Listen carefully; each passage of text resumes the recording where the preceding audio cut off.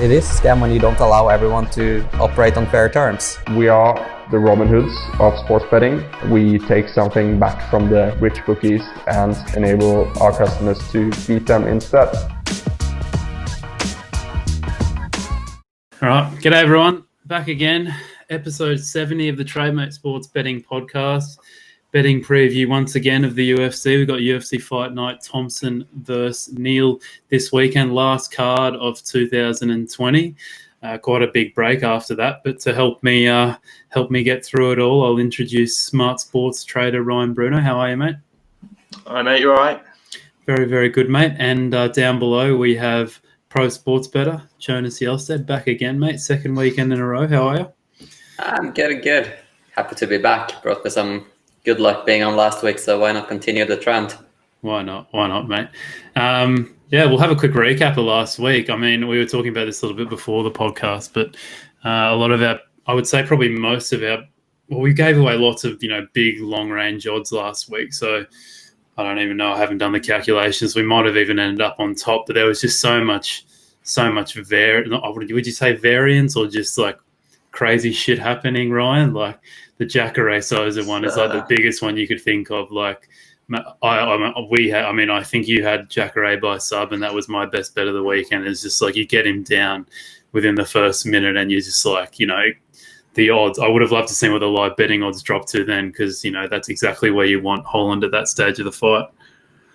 Yeah, I mean, it's just obviously UFC is just a chaotic sport, isn't it? You never really know what's going to happen. So I think we did get good odds there because we got 5, didn't we, on Jacare sub, and then close to fight time, the best I could see was like 3.5, and then people were trying to you could lay it at 4.5 on Betfair as well. So I'm pretty happy to take those odds. I'll take those odds every week if they're available.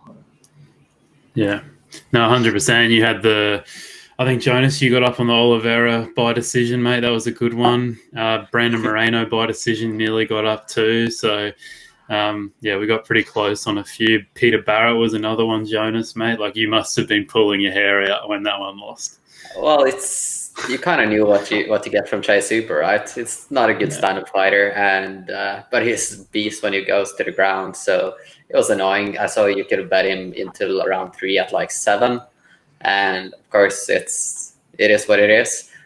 He's a beast, and managed to get him with 2 minutes left on the ground.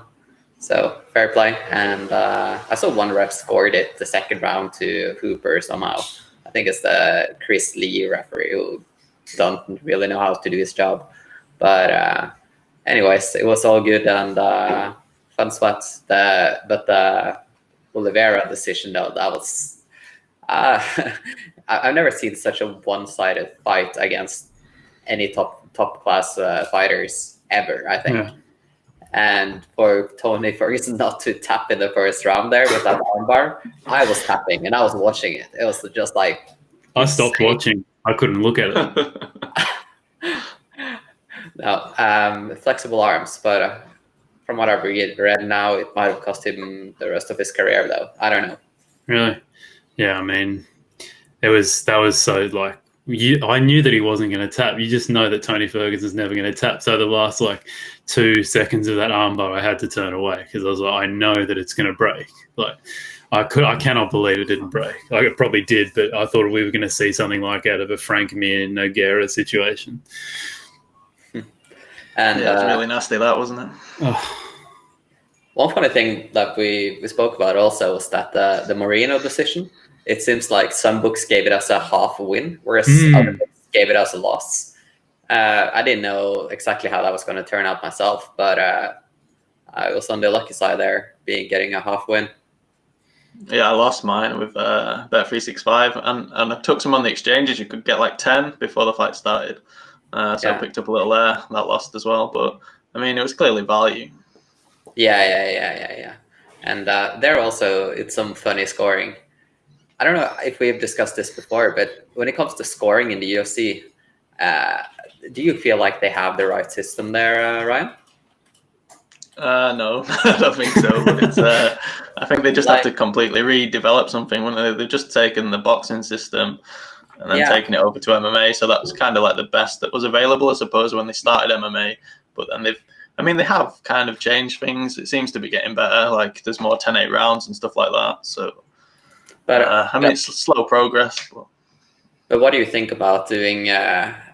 You probably haven't watched much ski jumping, have you? No, never. But okay, so in ski jumping you have 5 refs, and there is no reason not to have 5 refs in an MMA fight, right? Yeah. And let's say each ref scores it round by round. So you take the highest scorer and the lowest scorer out, or the ones favoring one of each fighter is out. So let's say, for example, I'm going to go into the Figueiredo versus Moreno fight, just use that as an example. So in round 1, all 3 judges scored it 10-9 Figueiredo, so that would be Figueiredo's round, 10-9. Second round, 2 refs had it 10-9 Figueiredo and 1 10-9 Moreno. So that means Figueiredo would have got that 10-9 as well. Third round, all had it 9-9, so 9-9 round. Third round, all had it 10-9 Moreno, so 10-9 Moreno.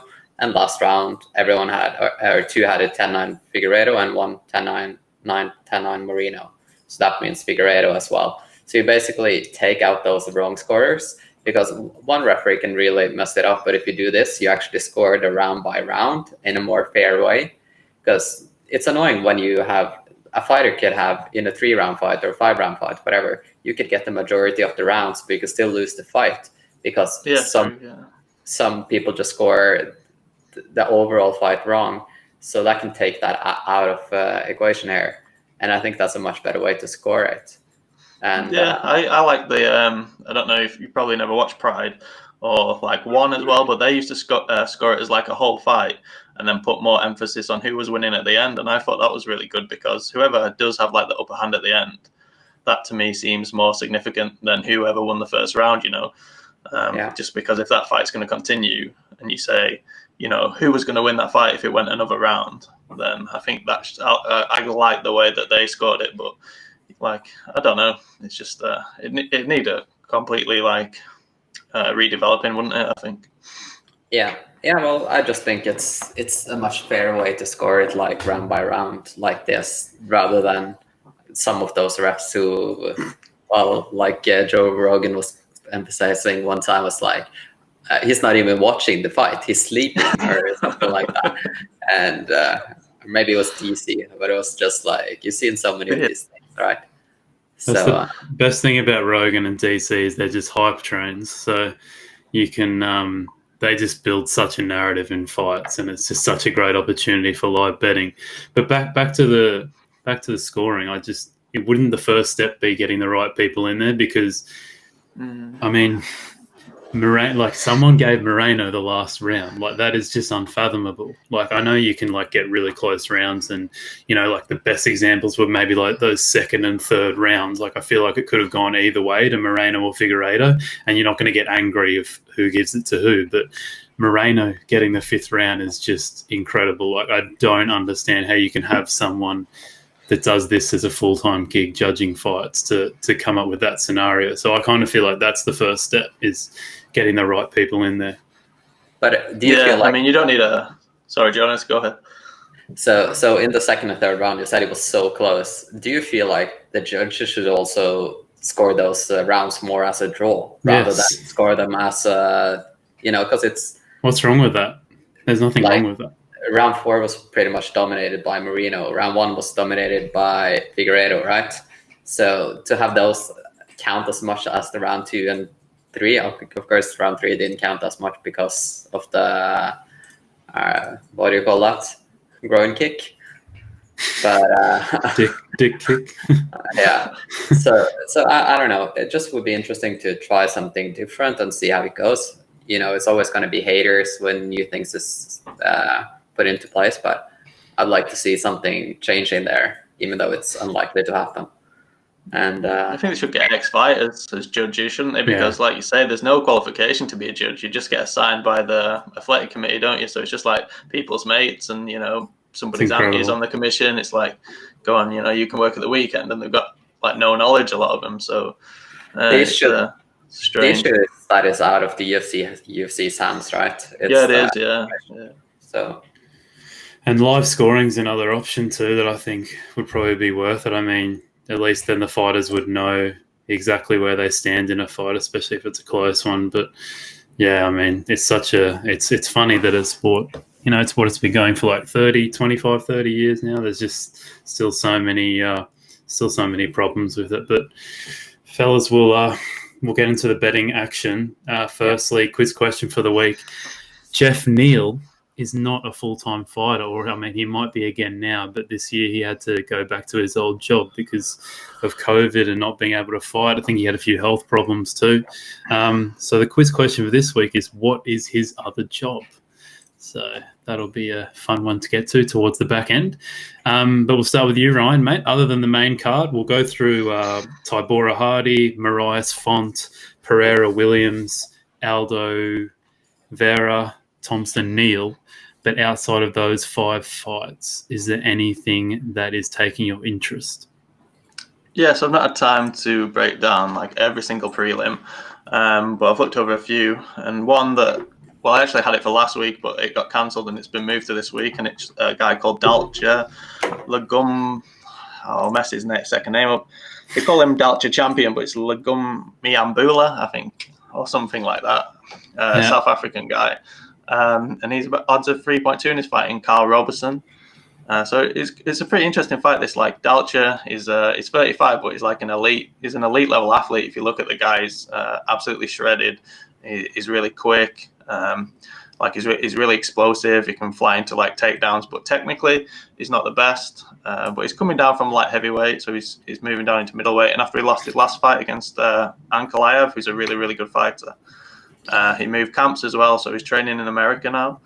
And also Robertson, the fight was cancelled last week because he tested positive for COVID. So obviously if he's fighting a week later, I mean, he said he's fine and stuff, but if he had COVID, then possibly that could like affect his cardio and his output. So although Robertson is technically a lot better than Dalcha, like Dalcha does some things that make his striking look very raw, like he'll get backed up against the cage and he'll just come out like swinging hooks that just miss by like a mile away. So technically he's not on the level that Robertson is, but he can kind of make up for that just with the athletic gifts that he's got, just being very athletically very fast. He can explode, he can get into range quite quickly, and he looks very strong as well. So moving down from like heavyweight, I think is worth a bet. It could look terrible because, like I say, Robertson is technically better, and Dalcha is flawed. But I'm just willing to kind of take a bet, given Robertson's tested positive for COVID last week. Dalcha's coming down from like heavyweight. He's at a new camp,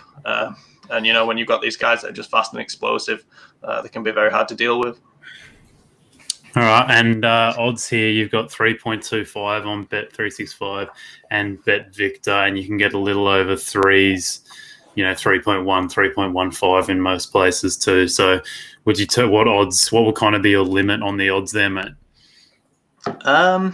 I mean, I'd take that 3.25 and I'd take 3.1. Probably wouldn't go lower than that, but I think these odds will hang around as well. I don't think Dalcha will get steamed, to be honest. So on the exchanges, you might be able to get like 3.4, 3.5 possibly. Yeah. All right, cool. Well, we can sit there and wait for that one. And Jonas, mate, have you got any that you like? In the prelims? Yeah. So the Darren Wynn versus Antonio Arroyo, that would be prelims, right? Correct. Yeah, I'll get the odds up. Yeah. So Darren Wynn is a tiny guy, but he has big punching power, if I remember correctly. Let me just see so I don't mess this up. Yeah. So the process on him winning is like 2.3, but in slight distance you can get over 5. I think he can knock out Arroyo. 5.25 seems appealing to me, so probably take a little punt on that. On winning inside distance. Win to win inside the distance. Yeah, I'm trying to look at odds checker. I don't think. Up, yeah. Yeah, doesn't look like they've got method of victory up. But I mean, you could go. Will the fight go the distance? I mean, it's a bit of a different scenario, but you can go no at 1.8. But I guess you'd want to be taking 5s on win. Yeah. Okay. All right, very interesting. Cool. Well, we can move on to the main card if you didn't want to say anything more about that, Jonas. No, I don't have any more on the. Where was Fives at? I just Poker Stars. Yeah, I just look at the poke stars odds. Standard. Would you take anything less than that, Jonas? I mean, 5 would probably be fine. He's at 525 there. But like I said, I just think the price is too long and don't really have enough data to back it up. Just thinking the price stood out to me as a very good bet. Kind of like the Barrett fight didn't have too much data to back it up, but I mean, the read was correct that he was 2 weeks standing up and extremely good on the ground. So. Cool. All right. Well, let's get into the first card. Well, it's not the first fight on the main card, but the first one we'll get into. Marcin Tybura versus Greg Hardy. Marcin is on a 3-fight win streak with wins over Sergey Spivak, Max Grisham, and Ben Rothwell in 2020.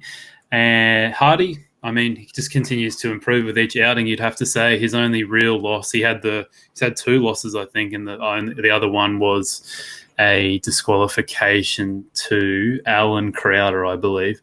But yeah, his only real loss, you would say, was to Alexander Volkov, who's, just about the elite of the heavyweight division. I'll go to you first, Ryan, mate. What are I just wanted to ask what your thoughts on Hardy's gas tank are first, because I just remember watching that last fight against, what's his name? Do you remember? Maurice Green? Yeah, Maurice Green.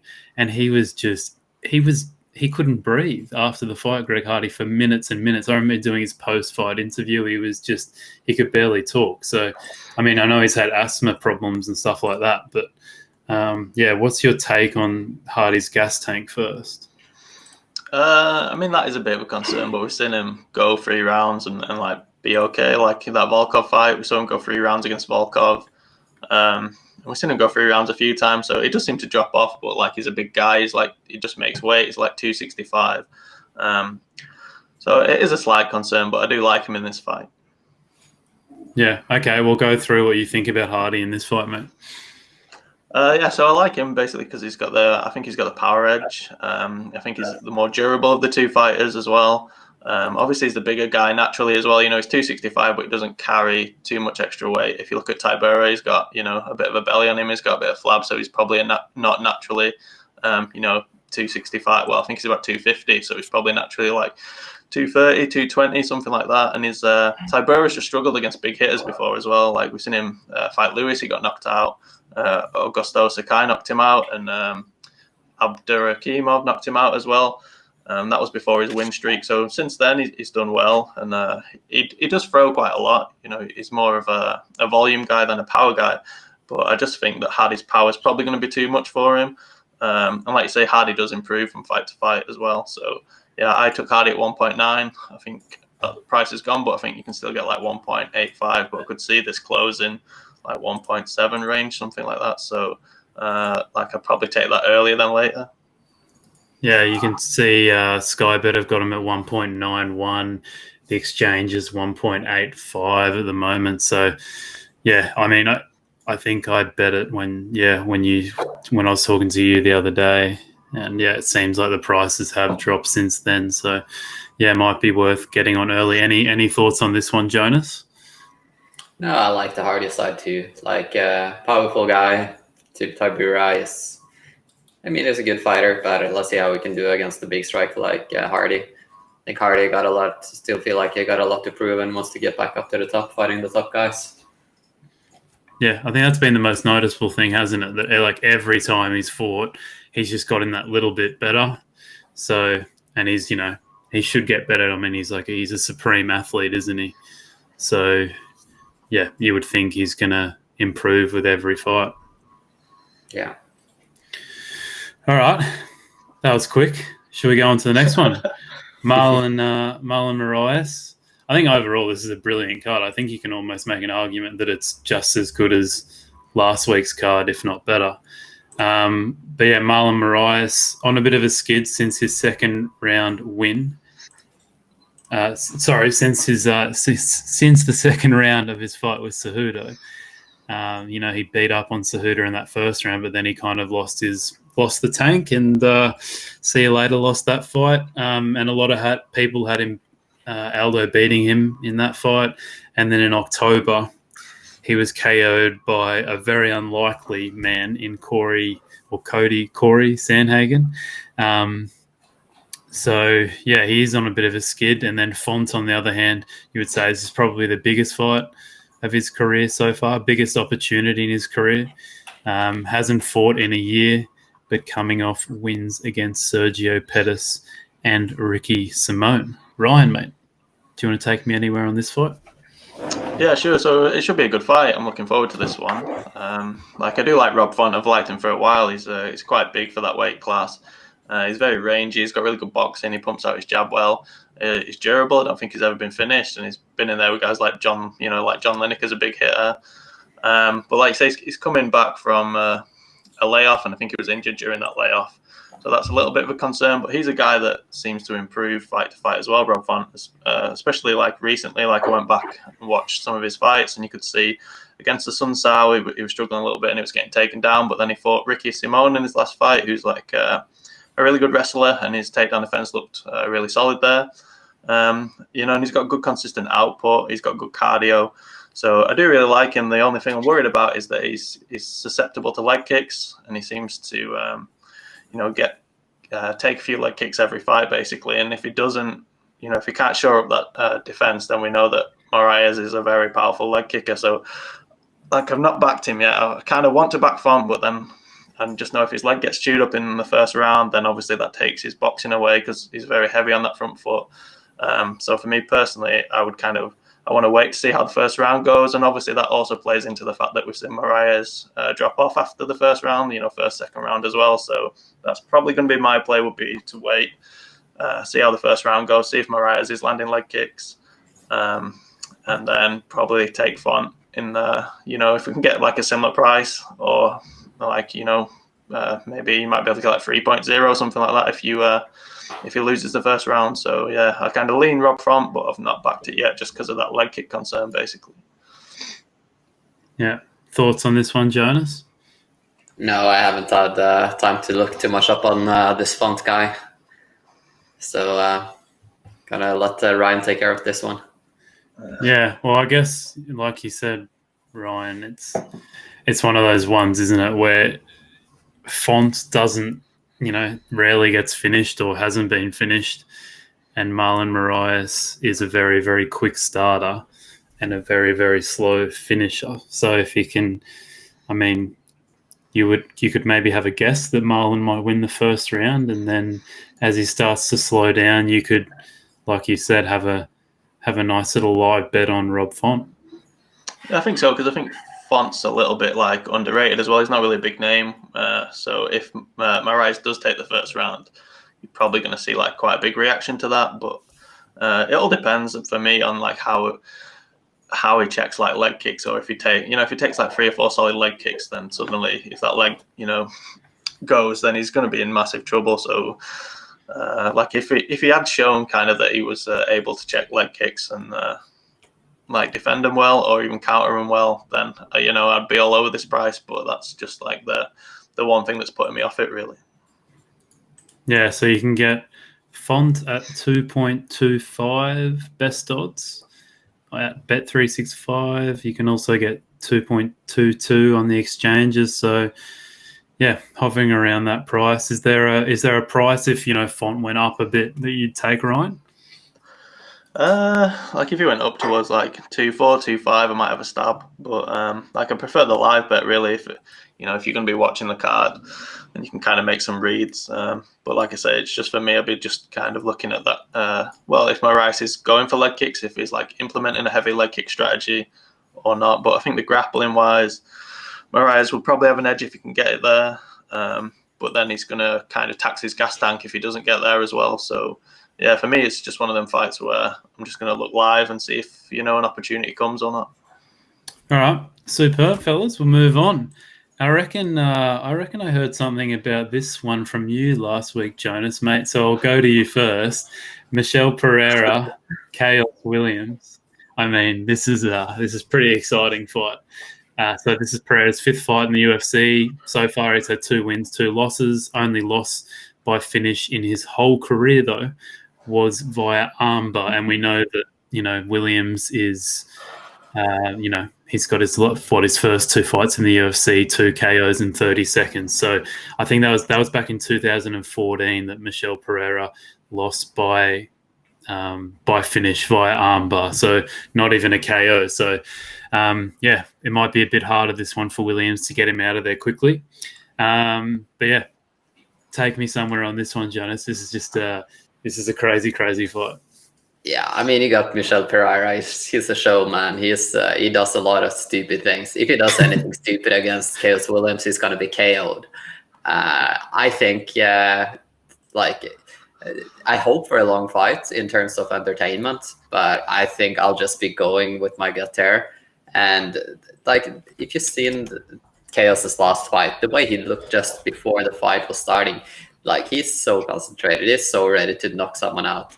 He still hasn't met anyone who can take his power. And I'll be going on Khaos inside distance. I'll be going Khaos a smaller on Khaos first round, and I'll probably take a popcorn bet on Khaos inside the first minute. I'm going all the and this is going to be entertaining, and it's going to be hopefully quick. But also, like I said, if it doesn't get too quick, then we're going to have an entertaining fight. I see Khaos just knocking him out by Pereira being sloppy on his defense. But I could be wrong, but I'm happy to put my money behind it.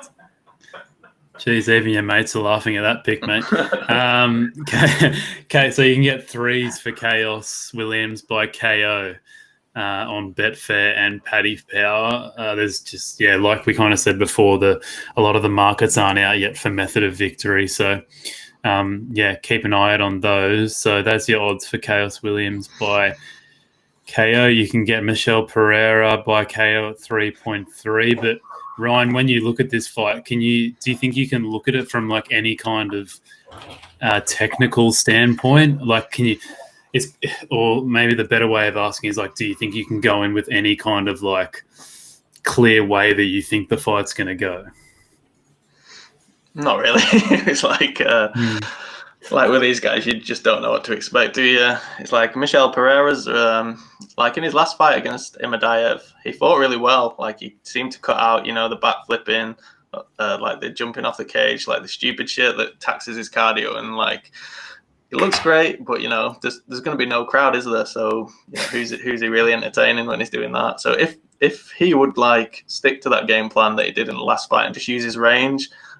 You could see when he did that, it was actually really effective. The guy has got very good striking. And then Khaos Williams has kind of looked the welterweight in Ghana, hasn't he, the last 2 fights? He's just come in and crushed guys. But he does have a few decisions on his record, so it's not like he does that every fight.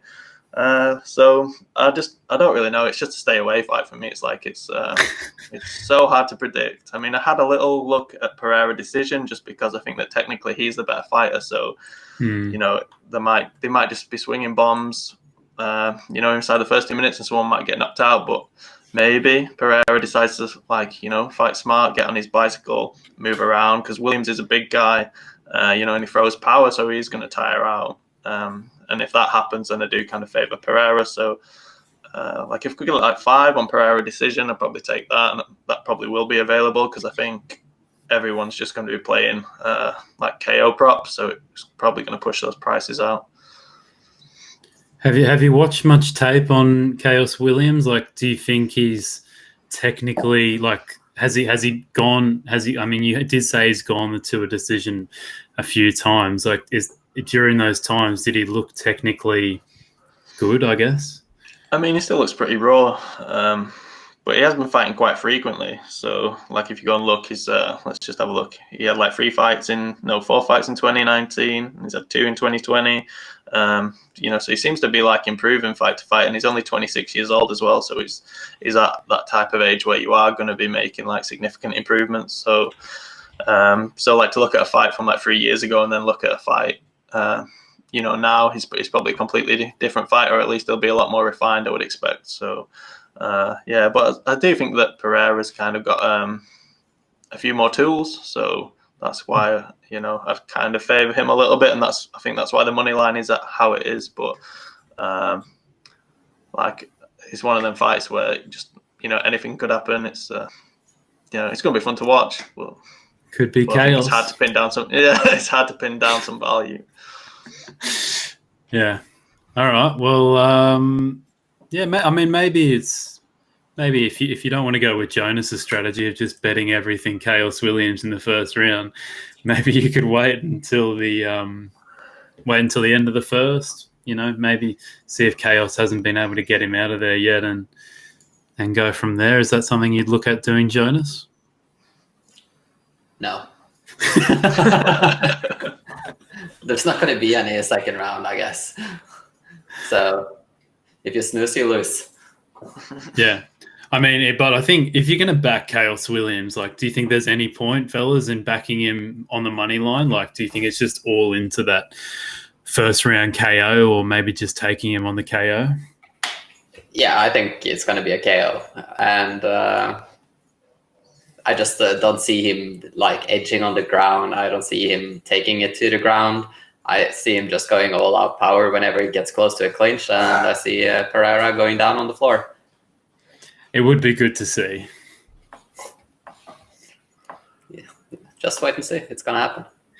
Yeah, I mean, if you're going to fuck around in the octagon like that, you have to see the bloke get knocked out, don't you? Like, it's just part and parcel. So, yeah. Sorry, Michel.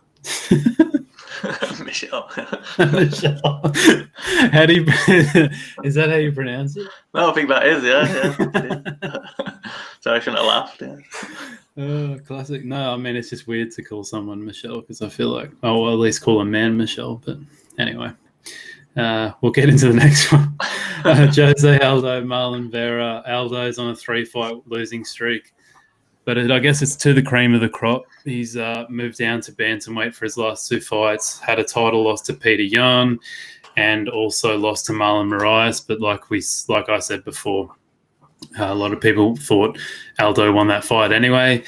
Vera, there's an argument. I think we said this last time we talked about Marlon Vera, Ryan, that he's on a huge win streak at the moment. So 7-fight win streak. He had that controversial loss to Song Yadong that a lot of people once again thought that Vera won that fight. So you could say he's on a 7-fight win streak, but if not, he's coming off that massive win against Sean O'Malley, which you so expertly picked last time we talked about Vera, mate. So my first question to you, Ryan, would be, should it stay on the feet? Because you kind of get the feeling that it will stay on the feet. Like, how do you think Vera can cope in the stand-up versus Aldo?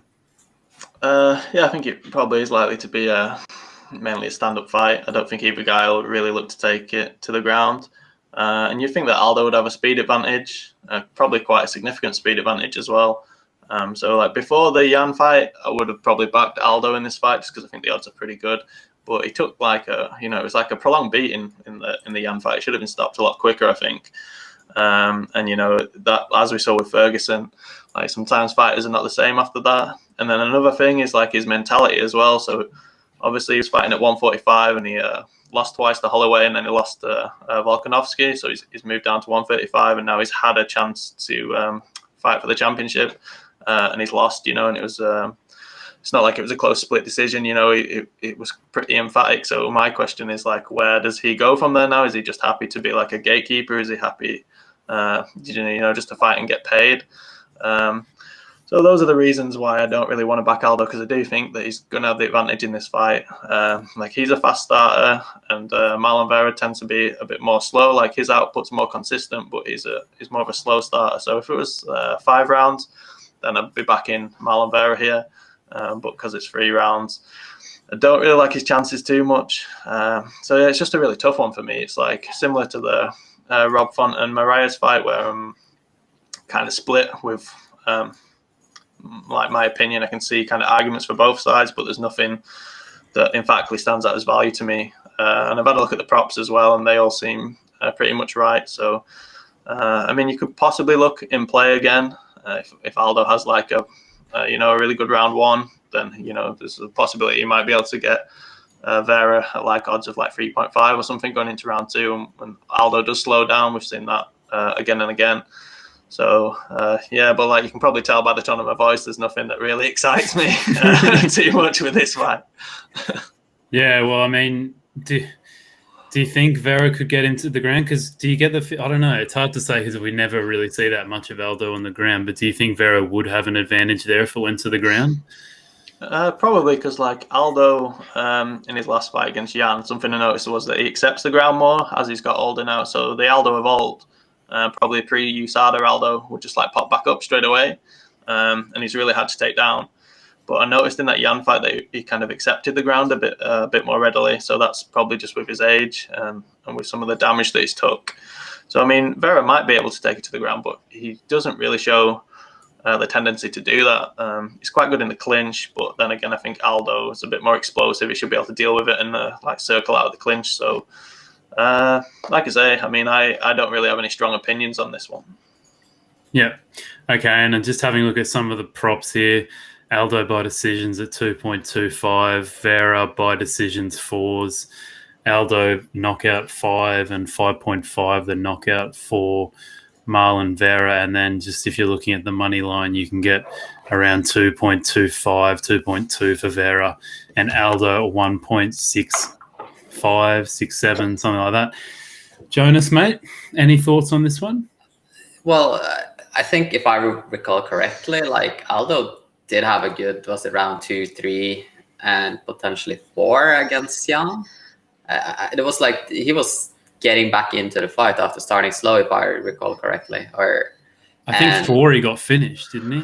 He got dropped in the first round, didn't he? He did hurt his rib.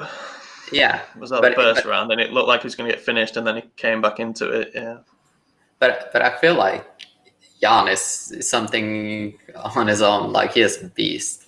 Marlon Vera is a good fighter, but it's nothing compared to Jan.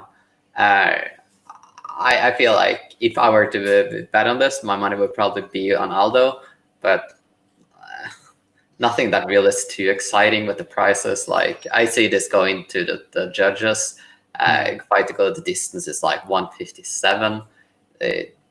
Not that tempting. I feel it could be like probably be something like Aldo to win by decision if I'm backing Aldo, but I'll probably just leave this. Yeah. All right. Might be another one for people to live bet. But we can move over to the main event. Stephen Thompson versus Geoff Neal. Thompson, ever since his fight, you would say, against Woodley, he's had some really inconsistent results, gone kind of 1 win, 1 loss, 1 win, 1 loss.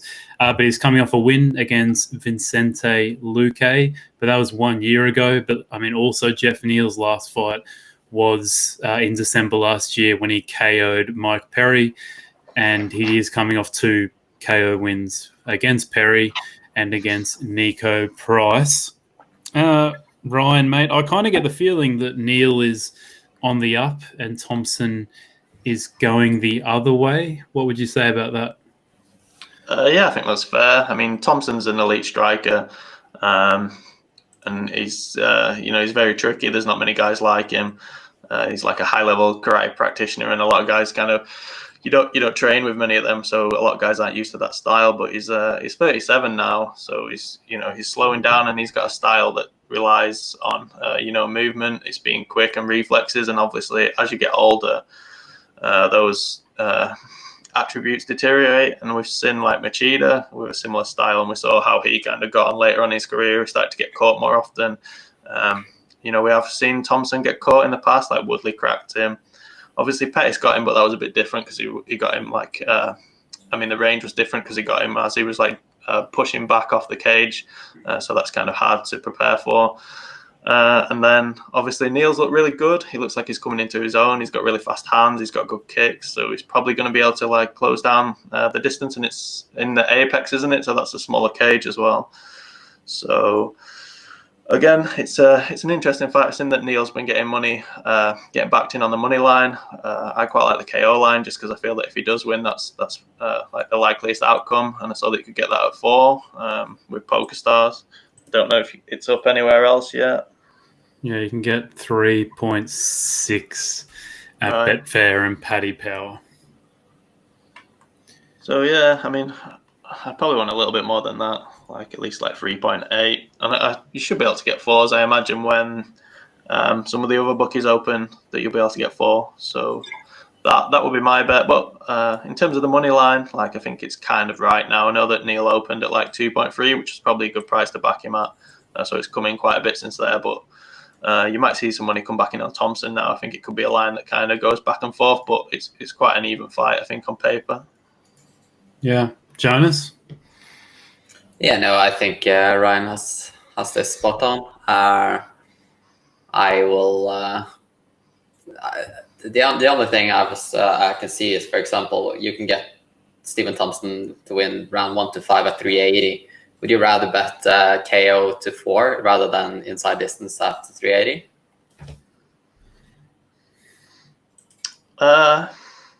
What, Stephen Thompson, sorry, did you say? I looked at the wrong Geoff guy. Neal. Jeff Neal was 330. Sorry, then it doesn't make sense.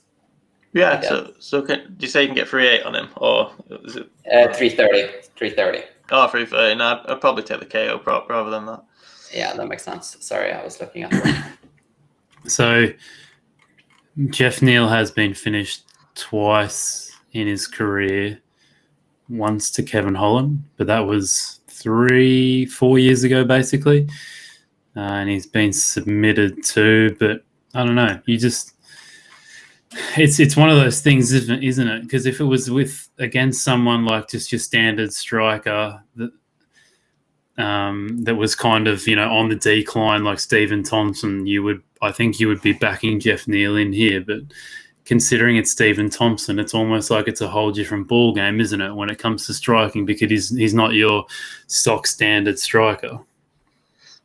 No, he's not. And like even his loss to Pettis, like if you go and watch that fight, he was dominating it until he got caught. So it's not like we're not seeing like a big drop off in his performances. And then obviously in the Luque fight as well, he still looked really good. But it's just as you get older, obviously your speed and your reflexes start to deteriorate. So that's just, there's going to be a drop off at some point. Not everyone's Yoel Romero. So I think that it's probably a good spot to go against him, I think. And if he wins and it looks great, fair enough. But I think at this age and with his style, I think he's worth fading.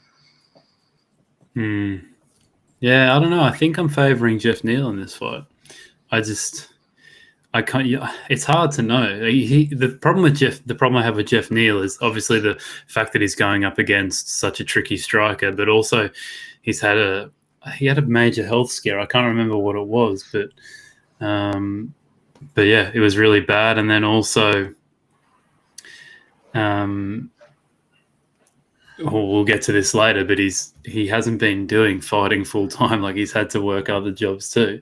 So has he made the improvements since he last fought Perry last year in December? Like, I think these are reasonable questions, and you'd want to be like pretty full time on this if you're going up against a tricky striker like Stephen Thompson. So, yeah, there's so many questions that I guess we will get answered throughout the fight.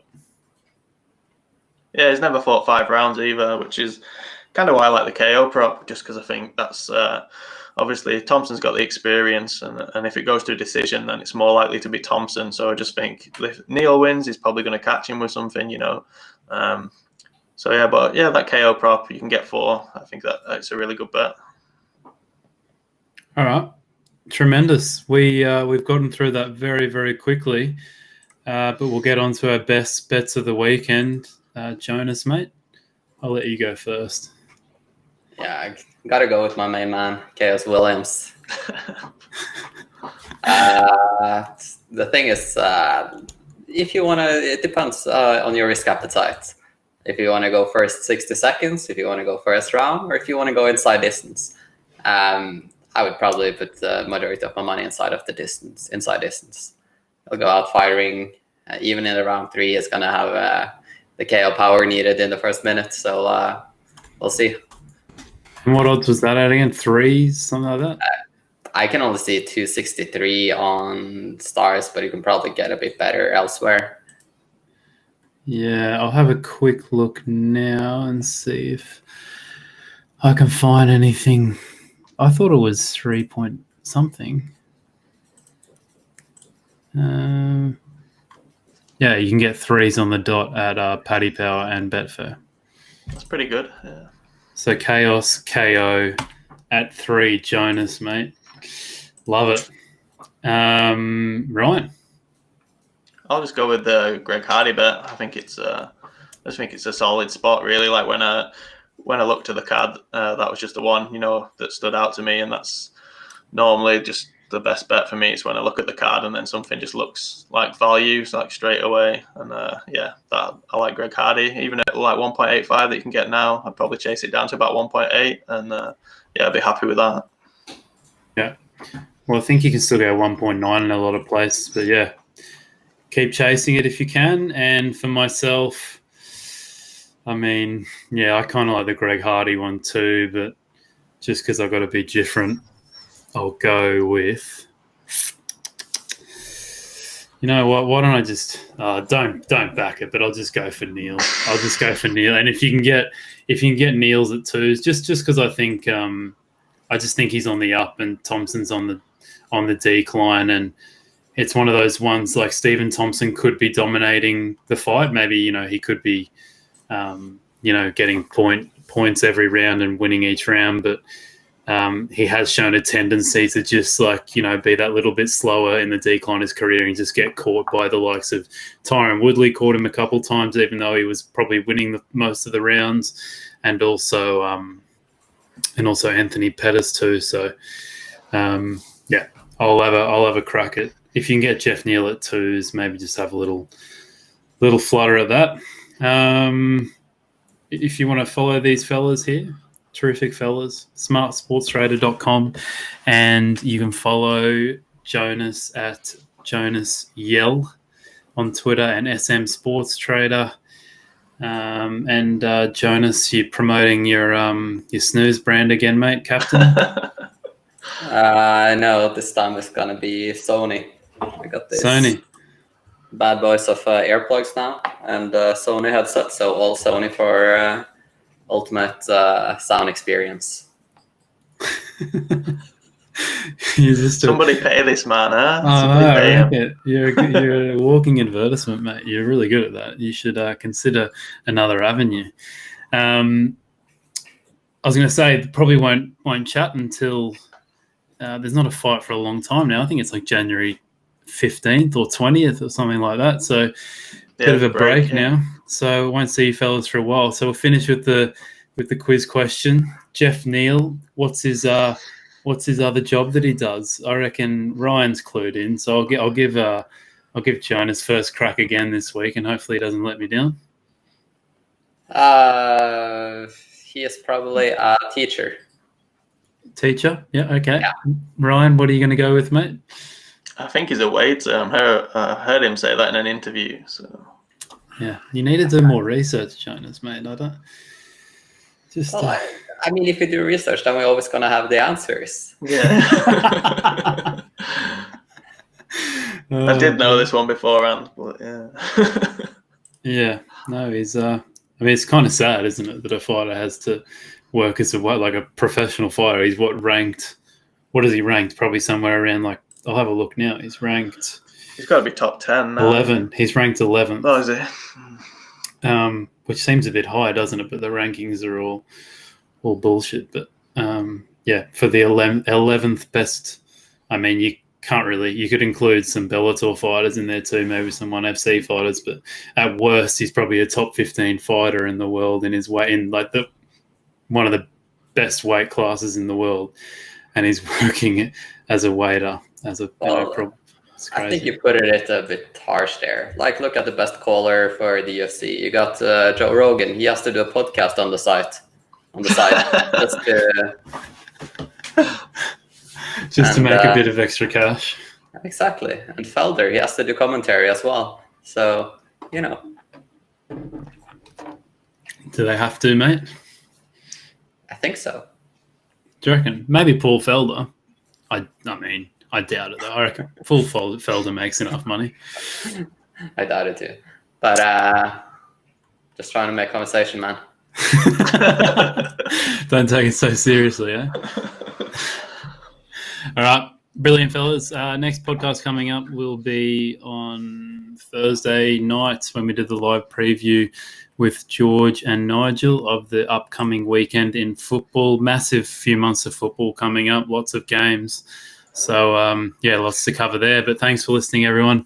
Make sure you do a quick rate and review of the podcast and subscribe to us wherever you listen. And if you're looking to implement some of the strategies we talked about today, more so the value betting ones, start a free week trial of Trademate Sports and start your value betting journey. Brilliant stuff, fellas, and catch you in 1 month. See you later. See ya, man.